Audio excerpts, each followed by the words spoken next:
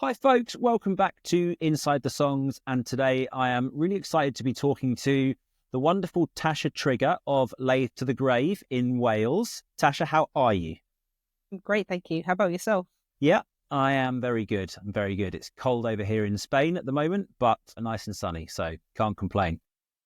It's nice to hear that it's cold. I always assume you're going to be boiling all the time. It does get cold here too sometimes, but I'm sure it's nothing compared to the frost of Wales. No, So I rainy shouldn't complain. Wales. Right, Tasha, thank you so much for joining me. I'm really excited to talk to you today about the world of vinyl, which is, a massive topic for musicians and artists and bands of the moment. And I'm sure I'm going to learn loads from you. So let's dive straight in. And can you tell me what you think is causing the big resurgence in vinyl sales of late, especially when streaming is such a big thing? Why is everybody loving on vinyl?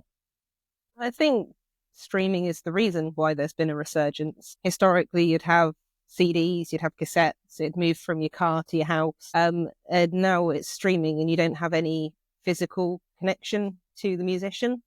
And so I think the increase in streaming means that people are now looking specifically for that tangible connection to their artist. So a vinyl with lyric sheets and that sort of thing. Yeah, I think that's sort of what's pushed it. That's cool. Yeah, because when I was growing up, I remember going to the record store or to HMV and buying the CD, and then you wouldn't have access to everything. You just listened to one record for like a fortnight until you knew it inside out. And I guess, yeah, as you say, when you have access to everything, people still want to feel that connection. So vinyl is perhaps that route. Have you noticed any specific sort of genres or audiences that are standing out? Do you get loads of, I don't know, metal or loads of house music, or is it pretty evenly spread? It's a mixed bag.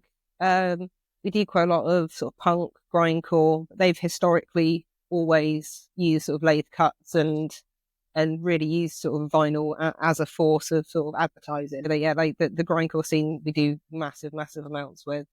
They're like experimental musicians as well. People wanting to look at different things they can get away with on the format. So we do singer-songwriter stuff. We do like a lot of house music. Again, it comes back to sort of dub plates and it being ingrained in the culture. But yeah, like punk is like the front runner for us, really. Yeah, cool. And as you say, it's it's always sort of culturally been in that genre. So I guess it's never been that far removed.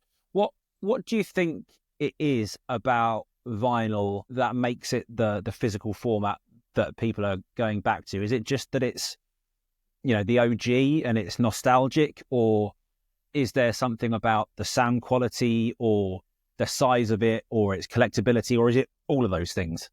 I think we're in like a perfect storm for vinyl at the moment, with different pressing plants putting out different variants, colors. You can get different shapes now. And I think that has kind of fed into the fact that if you were to buy a CD, it's not really that different from streaming an album. You're listening to it in the same kind of format. You're probably ripping that CD and putting it on your iPod. So I think vinyl being so drastically different to a streaming service or to having a CD and having all of those options out there, you do get those collectors who are like 100% collectors who have to have every single copy and every single variant. And I think that gets the coverage for vinyl, and then it sort of lures more people in. But yeah, like the younger generation are really getting into vinyl now, which is wonderful to see, because when I was a kid growing up, I didn't have any vinyl. I grew up in a household that was all CDs. We had a big like 5 CD disc changer stereo in the house. We didn't have vinyl. So it is nice to see a younger generation using it. Yeah, my dad had a collection of vinyl, and I always loved putting a record on. Like, he had a range of classical music and also a range of early popular music stuff like Buddy Holly and Fats Domino and Chuck Berry and that kind of stuff. And it's just like it somehow feels different, when you're putting a record on. It's a real physical, tangible experience, which is the ceremony of it, I think, isn't it? It's becomes like almost like a religious experience. You have to get the paper in out of the outer sleeve. You need to handle the record. You need to line the stylus up just perfectly for playing it. It becomes, like a whole experience. Yeah, I get you. So you make vinyl with a lathe cutting process, Mhm. which is, as I understand it, that's one of two ways really that you can make vinyl. You either lathe cut it or you press it. Is that right?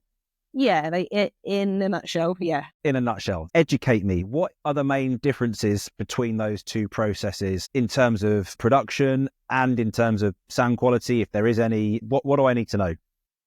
So sort of the main differences to know are lathe cut records, they're made in real time.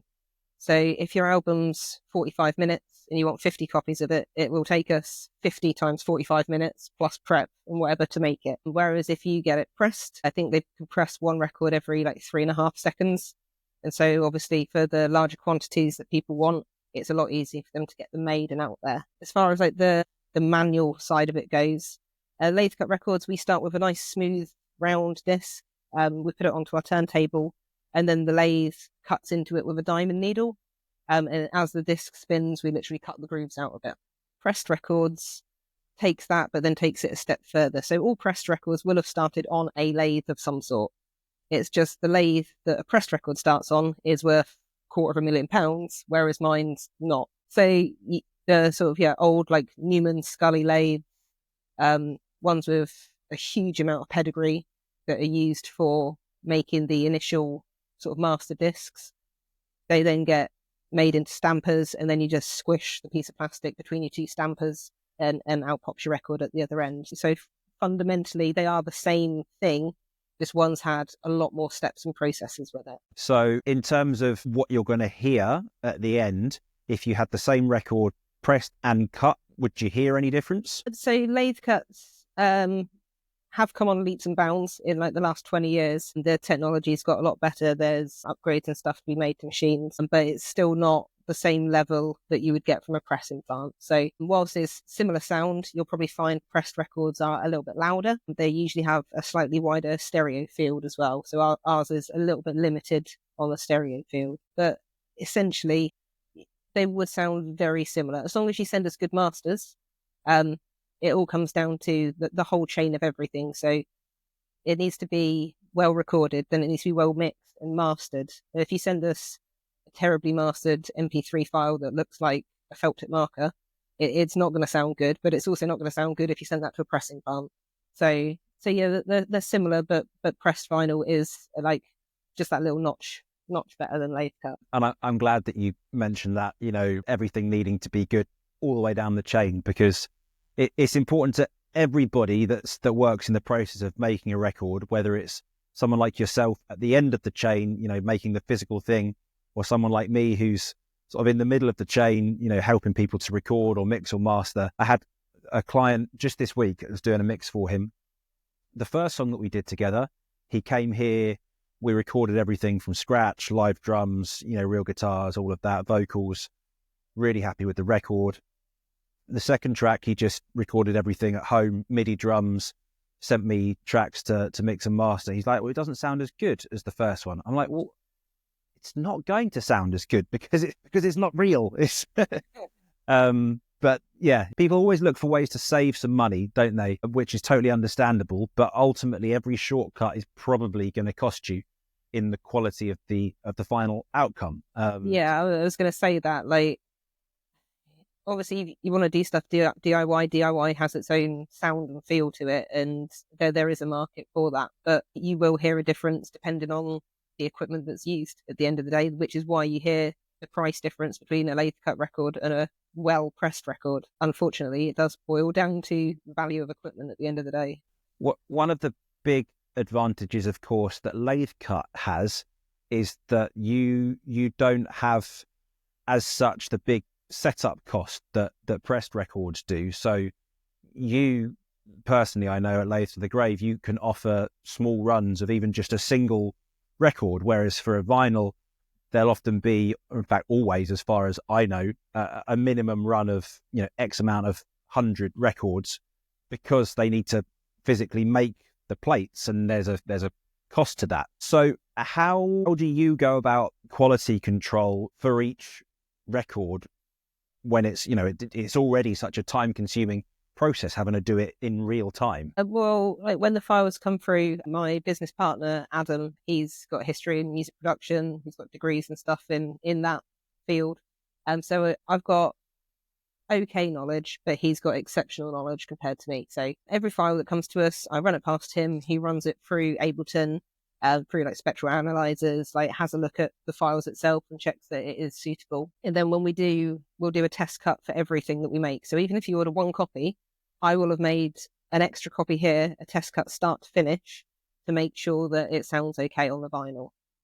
And then once we've got your run, if you're ordering a slightly bigger run and it's, say, like 50 discs, we do spot check. So I'll check the lead in and lead out of every single disc that I make to make sure it doesn't clip and like doesn't lock. Doesn't lock at the start, but does lock at the end. And we'll do sort of spot checks throughout the disc to make sure there's no like distortion, that nothing's happened to any of the equipment whilst we're cutting. Because we use, like I said, the diamond needle to make it. That wears down over time. Sometimes you can chip it without really noticing, and then that will absolutely destroy the sound on the record. So we have to spot check sort of every other disc to make sure it is still running smoothly and sounds exactly like that test cut. And I want to ask you quickly about the masters, because most artists that I work with, when I'm mastering records for them, they're like, well, just, can you master this for me? I'm like, yeah, for what format do you need this mastered? They're like, well, what do you mean? I'm like, well, how I master it for Spotify is going to be different to how I master it for a CD and different to how I master it for a vinyl. That they'll all be fairly similar, because you don't want the record sounding wildly different, but they are different. So what are the kind of technical limitations that people should be aware of in terms of mastering for vinyl specifically? Really, like, we ask you to look out on the bass end of it. So anything 150 hertz ish and below, we ask for mono. Anything under sort of 50 hertz will probably roll off at our end if it hasn't been rolled off at your end, just because the lathe doesn't have the capability to do that, and it's going to cause a world of phasing problems. Apart from that, like the middle, we're usually pretty good with, and then up at top end and trebles, things like a de-esser. So if you've got speech, just make sure it's not sounding like an S. If you've got those sharp sounds, you need to just tame that, because that will be exacerbated on the vinyl record. So if it's a little bit hissy, it is going to be 10 times that when we cut it onto vinyl. So you need to really make sure that's in check. But really, as far as mastering for lathe cuts goes, it doesn't need to be super amazing. We just ask that you pay attention to like the main points for sort of vinyl mastering. And if there's anything wildly sort of out there, we'll let you know. We'll get back to you and we'll let you know that, actually, you probably should take a look at this. But 9 times out of 10, people come to us with a vinyl master, and a lot of the times they send us the digital masters as well, so we can see the comparison, so we know how they want it to sound. So that really does help us. If you can send us both sets of files, that's wonderful. And what about loudness and peak levels? Can people basically use the same sort of level of loudness that they used for their digital masters, or do they need to be adjusting those things? We ask for it to peak no higher than -2 dB. That just gives us a little bit of headspace. Sometimes we get masters sent over and they're like in the pluses, and it's absolute madness and it's clipping all over the show. But yeah, if you just give us like a little bit of headroom at the top, that's all we really need. And loudness is, as it comes out, more or less. Cool. So nothing sort of majorly drastic that's going to fundamentally change how your record sounds, which is important for an artist to know, I suspect. I want to ask you about vinyls and the environment and sustainability and stuff, because there's been stuff recently about vinyl not necessarily being so great for the environment, and I wanted to get your thoughts on it and know what you're doing about those challenges, and if there are any exciting, innovative new things coming on. Yeah, what do you reckon? With lathe cuts, we are a little bit limited as to what we are able to do reference to plastic. As it comes to us in like flat discs, it's not like we can, with like a pressing plant, you can get regrind. So if the discs are waste or whatever, it can get reground, it can get put back in as eco mix, so you have zero waste. With ourselves, if anything goes wrong on the disc, we can't reuse that disc again. One of our suppliers has just started offering recycling, so I'm building up a little pile of trash discs to eventually send back to them. So that'll be the first time we've utilised that, which is nice, because until then it has just been going in the trash, unfortunately. It isn't a huge amount of discs. Like, we've been doing this a fair few years now, and it would have been many discs years ago, but now it's very, very few. So where we can't really do anything on the discs themselves, we try to limit packaging. So we don't do cling wrap, like the film wrap that you get on like records in HMV. We don't offer that service. It's a load of plastic that's just going to get ripped open and put in the bin. So we don't touch it. Everything is sent out in recycled mailers, whether it's a proper LP mailer that we use, we get them from a recycling company, or whether it's the stuffing in the packages. Anything that we receive, we'll then use as stuffing for future parcels. And then with shipping, we always pay to offset the carbon for that shipment. We're using UPS for all of our parcels, and we make sure that we're doing that because it is unfortunately one of the only things that we are really able to do personally as a company. But that's awesome that you're doing literally everything that you're able to do in order to try and be as green as you can within the limitations of the product that you're making. As you say, the bigger companies that are doing pressings, anything that's cut off all of the excess from the record, they can, for want of a better phrase, melt it down and use it again. That's, I guess, the advantage of scale in that sense, isn't it? Yeah, and a lot of the pressing plants, they've started using, I think it's called bio vinyl or eco vinyl, and it's like 90% less carbon for the environment due to the way that it's made. I don't know the ins and outs of it because it's from the pressing plant, but like it's nice to see more people moving towards that rather than straight up petroleum into PVC into records. It's nice to try and offset some of the sort of damage that's being done. Mm-hmm. Yeah. I want to get your thoughts on the future of vinyl. Obviously, it's had a big resurgence of late in the last few years, which is awesome. Do you think it's here to stay, or is it a novelty that will pass? What do you reckon? If it could stay another 30 years till I retire, that'd be lovely. I don't know. It's growing kind of exponentially at the moment, and lots of new people are discovering it. So I'm hoping that, like I said, the new generation are now finding this love for vinyl, and it is here to stay. I know I used to buy like vinyl records secondhand in charity shops now, a few years back, and now they're like impossible to find anything good in a charity shop. Everything gets snapped up immediately. So everyone's seems to be really switched on about what vinyl they want, what vinyl is worth now.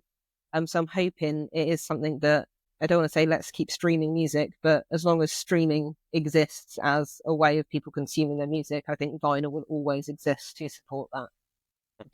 Have you worked with any clients that are selling vinyls directly from their Spotify profiles? Because I know that you can put shops effectively on your Spotify profiles now. Do you know of anyone that's selling vinyl straight off there?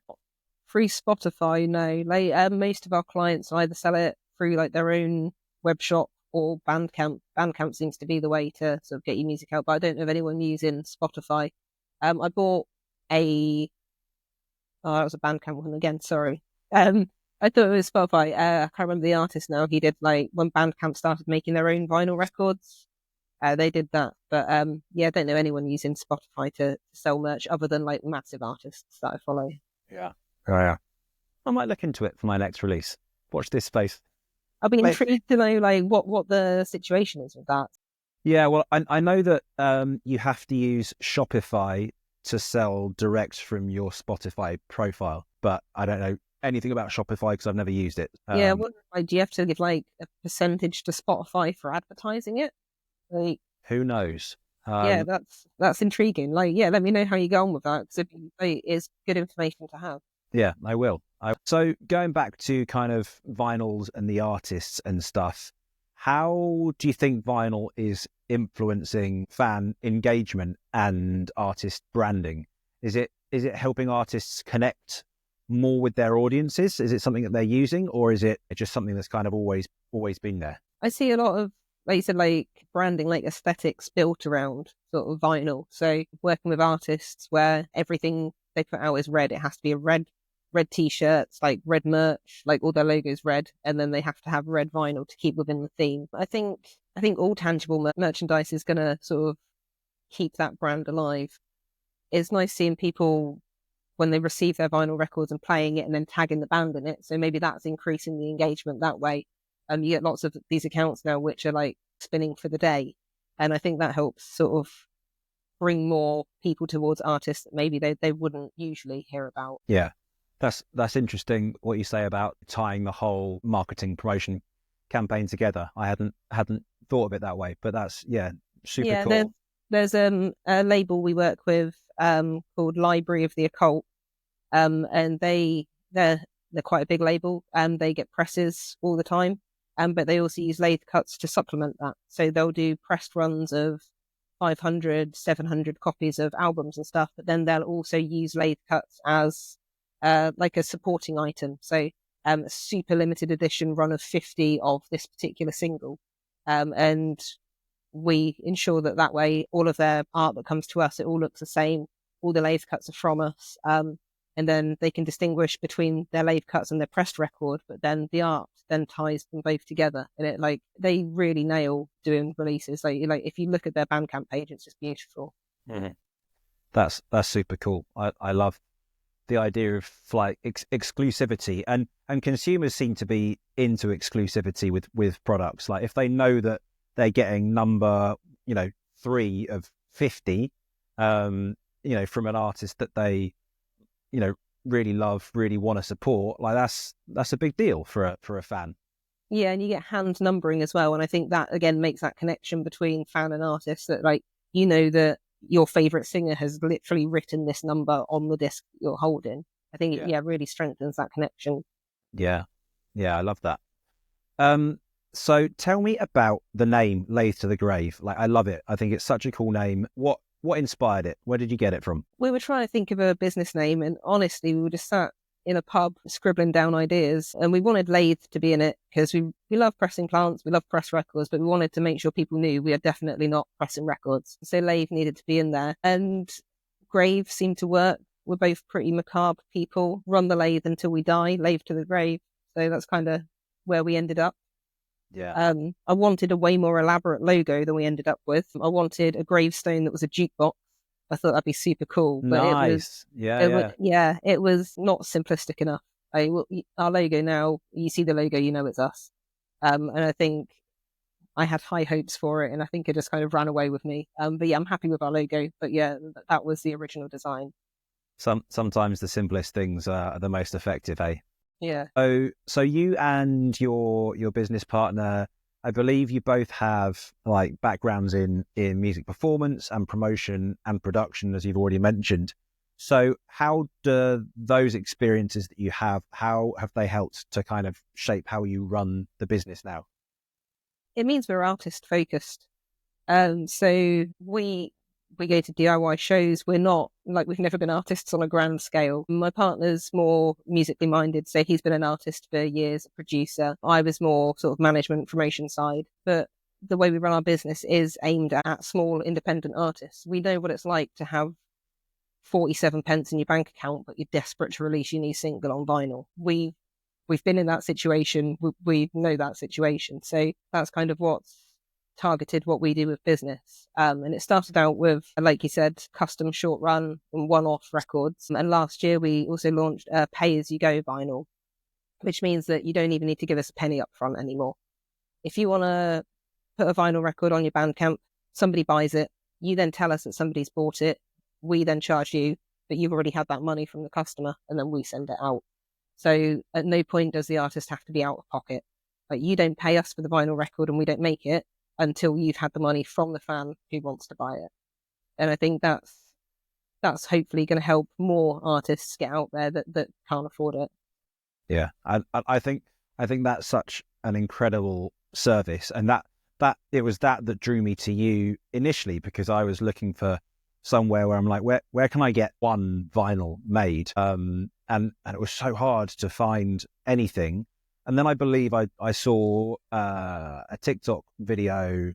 It was you, and I think it got thousands and thousands, if not more, views. One of 2 videos on there, because everything I've done since has tanked. But that's TikTok, right? It's such a volatile algorithm. It's like impossible to know what to do with it. But I just think that's such an incredible service to be able to get, a beautiful like lathe cut vinyl, bespoke, artisan, all those great words that you can use, and not have to, get 100 of them and it not cost you, the earth. And as you say, if you're the artist, if you can get that cash up front from the fan, you can charge the fan what you want. Whether you decide to charge them cost price, which is, what you're going to charge them, or whether you want to mark up so that you're getting a bit of profit, that's up to you. But being able to get the money in first before then having to pay you to make it, I think is brilliant. Such a good service. Yeah, we come under fire quite a lot for prices. Why is it like £12 for a 7-inch? Why is it this much money, like £23 for a 12-inch? It's like, I'm making them in real time. Like, especially like a 12-inch, if you're paying £23, so 20% of that goes to the tax man, so I don't even see that. And then £5 of it is for the disc itself. So that's down to £10 now for doing a 12-inch. That doesn't include labels. That doesn't include the 45 minutes that I'm going to take making it. That doesn't include the damage on the needle, the rent prices, the electricity used to run the machines. So like, our margins are super, super tight, and we come under fire for the price of them constantly. But we can make you one, and you can sell it and not be out of pocket. You don't have to spend £4,000 and then have 150 copies of a album that you made 25 years ago under your bed for the rest of your life. So I think you pay for the service that's provided, really. Yeah. And people don't think deeply enough about what goes into a price, do they? I have similar things here in the studio. When I say, this is what a day costs with me, some people are going, oh, that's a lot of money. It's like, that's not a lot of money. Like, look what you're getting. Look how many tens of thousands of pounds worth of equipment I've installed in this place. Look at the quality of the live room and the beautiful real hardwood floor and the acoustic. And then not to mention the years and years and years of experience that you're getting in my training that is here to make your record sound better, that you're not getting down the road. You're telling me you still think that my rate is expensive? People aren't very good at thinking about everything that goes into a cost. I guess that's just the way of the world, isn't it? Yeah, I think where you can directly compare like a lathe cut record costs X and a pressed record costs Y, I think it simplifies it so much that people like can't see the process, like you said. Yeah. And especially in your case, the fact that, they can get one rather than 500. You have to pay for that premium service in one way or another. So tell me about the future of vinyl. Are there any like exciting technological developments that are happening, or any big changes in the vinyl space, or is it something that's kind of got to where it's got over 100 plus years and it's pretty much bedded in? There's nothing huge on the horizons that I personally know about. Pressing plants are always sort of adapting their processes and becoming more streamlined. I think people will have noticed since COVID, there's been an increase in pressing plants popping up to try and meet with the demand and stuff. But as far as like anything sort of futuristic and new technologies coming in, I'm not aware of anything. There are for some machines for like lathe cutting, there are a few people designing new cutter heads, which have got better frequency responses. So it's still really early days on a lot of them. It'd be really nice to actually get one and see what the difference is compared to the machine that I'm using. But yeah, as far as sort of like advancements in technology, I think it is an old process. The process has worked for years for a reason. And I think it's been fine tuned, but there's nothing drastic going to be changing with it anytime soon. Yeah. And I guess, if it's not broke, don't fix it. I suppose because it's a mechanical process, that's where the question lies, isn't it? Because can you improve mechanics? I mean, I suppose you can over time. That's why cars get better and better.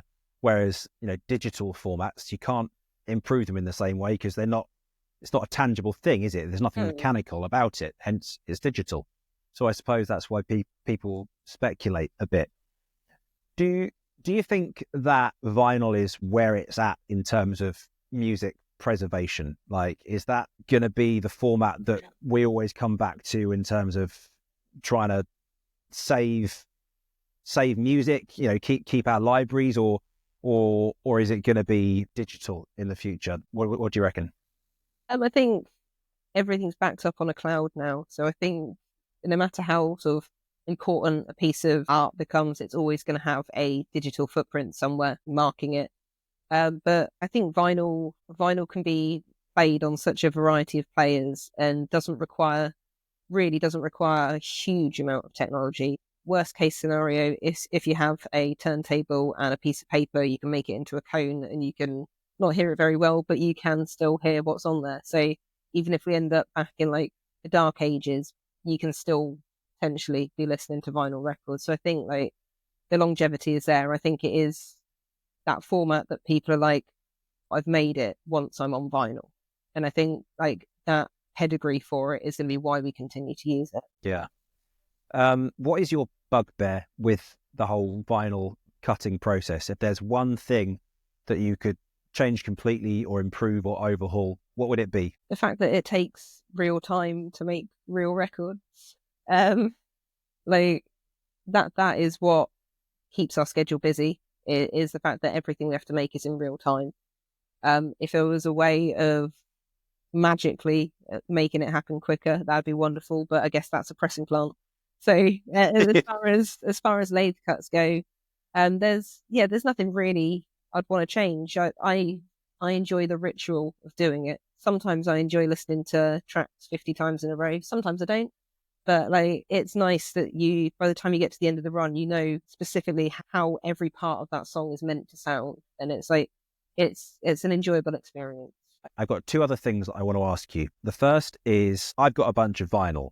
What is the right way for me to store it in order to make sure I'm looking after it properly? That's probably going to upset some people now. I'm not really much of a vinyl collector, so I don't have a huge amount of advice. I guess put it in PVC outers, but then that becomes like a whole eco question.